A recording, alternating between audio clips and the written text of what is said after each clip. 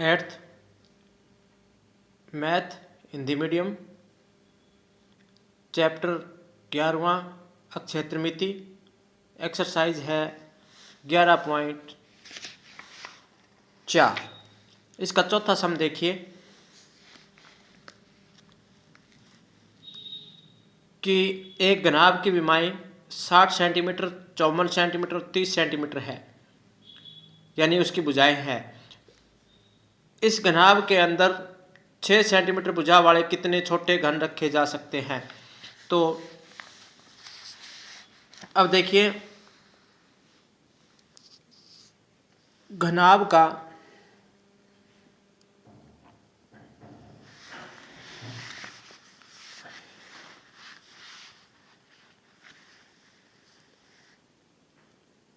कि भुजाएं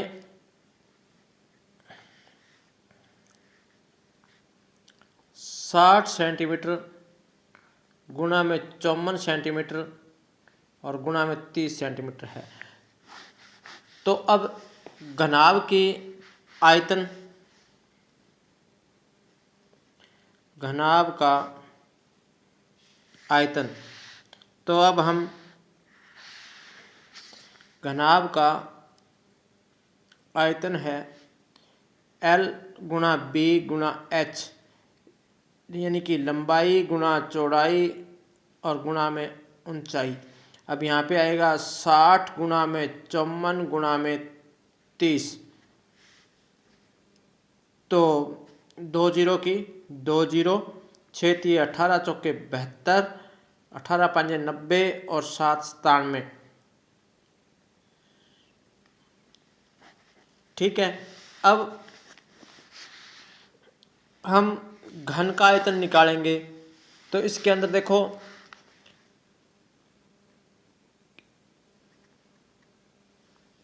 कि इस घनाभ के अंदर 6 सेंटीमीटर भुजा वाले कितने आ सकते हैं।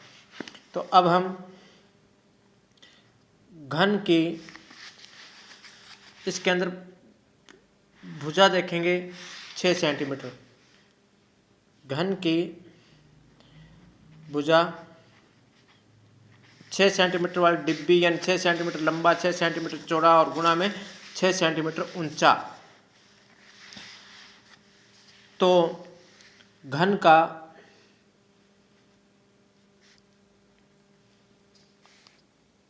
आयतन यानी कि L3 यानी 6 की 3, तो 6 गुणा में 6 गुणा में 6, तो बराबर कितना आ गया? 216 सेंटीमीटर की क्यूब। अब जितने घन आ सकते हैं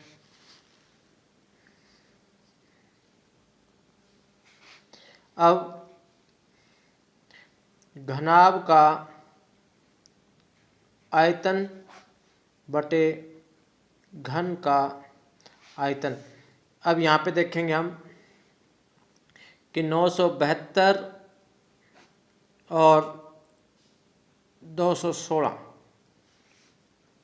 अब हम इसको काटेंगे, तो काटने पे 4 दूनी 8, 4 चौके 16, 4 तिये 12, 4 दूनी 8, 4 चौके 16, 4 तिये 12 और 2 जीरो की 2 जीरो, 4 से कटा ये, तो ये 4 5 20 और 4 चौके 16।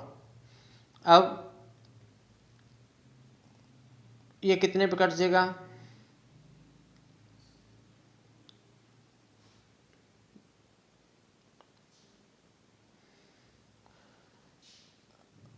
अब ये कट जाएगा 6 नीम 54, 6 5 30। अब ये कट जाएगा 9 चौके 36, 9 5 45, 450 उसके अंदर घन रखे जा सकते हैं। अब एक ऐसे बेलन की ऊंचाई ज्ञात कीजिए जिसका आयतन इतना दिया है और आधार इतना दिया है। तो व्यास दिया है, इसका आयतन दे दिया, तो आधार का व्यास है 140 सेंटीमीटर। तो हम इसकी त्रिज्या कितनी हो जाएगी? त्रिज्या हो जाएगी इसकी आधी 70 सेंटीमीटर। इसके हम मीटर बना लेंगे तो यहाँ 100 से 1 मीटर में 100 सेंटीमीटर होते हैं, तो 100 से भाग देंगे तो यहाँ 0.7 सेंटीमीटर हो जाएगा। अब ऐसे बेलन की ऊंचाई ज्ञात की जिसका आयतन होता है पाई आर स्क्वायर एच बराबर में 1.54। अब ये हमने क्या निकालना है? आधार की ऊंचाई निकालनी है। तो यहाँ पे क्या लिखेंगे नीचे? पाई आर स्क्वायर, तो यहाँ पे आएगा 154/100 गुणा में 7/22 और इसके नीचे 7 गुणा में 7, ऊपर आएगा 10 गुणा में 10। अब यहाँ पे 100 से तो 100 कट गया, ये 7 से 7 कट गया, 7 से 22 और 22 से 22, तो यानी कि 1 मीटर उसकी ऊंचाई आ गई। तो इस तरह से आपने ये सारे सवाल करने हैं। जो सवाल ना आए वो मेरे को बता देना, मैं करवा दूंगा। Thank you. का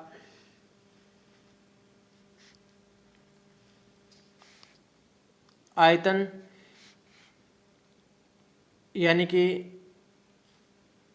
L3 यानी 6 की 3, तो 6 गुणा में 6 गुणा में 6 तो बराबर कितना आ गया? 216 सेंटीमीटर की क्यूब।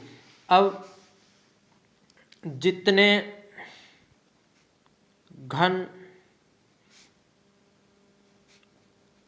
आ सकते हैं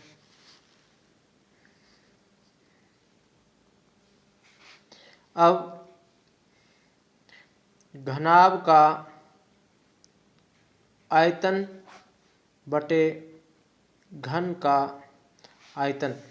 अब यहाँ पे देखेंगे हम कि 972 और 216।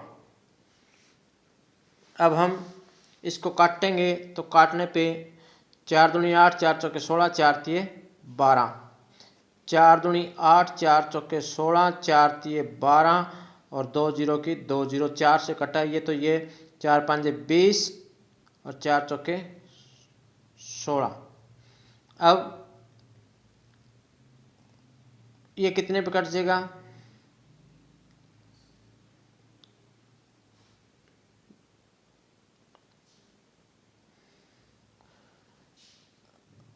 अब ये कट जाएगा 6 नीम 54, 6 5 30। अब ये कट जाएगा 9 चौके 36, 9 5 45, 450 उसके अंदर घन रखे जा सकते हैं। अब एक ऐसे बेलन की ऊंचाई ज्ञात कीजिए जिसका आयतन इतना दिया है और आधार इतना दिया है। तो व्यास दिया है, इसका आयतन दे दिया, तो आधार का व्यास है 140 सेंटीमीटर। तो हम इसकी त्रिज्या कितनी हो जाएगी? त्रिज्या हो जाएगी इसकी आधी 70 सेंटीमीटर। इसके हम मीटर बना लेंगे, तो यहाँ 36, 9 पंजे 45, 450 उसके अंदर घन रखे जा सकते हैं। अब एक ऐसे बेलन की ऊंचाई ज्ञात कीजिए जिसका आयतन इतना दिया है और आधार इतना दिया है। तो व्यास दिया है, इसका आयतन दे दिया, तो आधार का व्यास है 140 सेंटीमीटर। तो हम इसकी त्रिज्या कितनी हो जाएगी?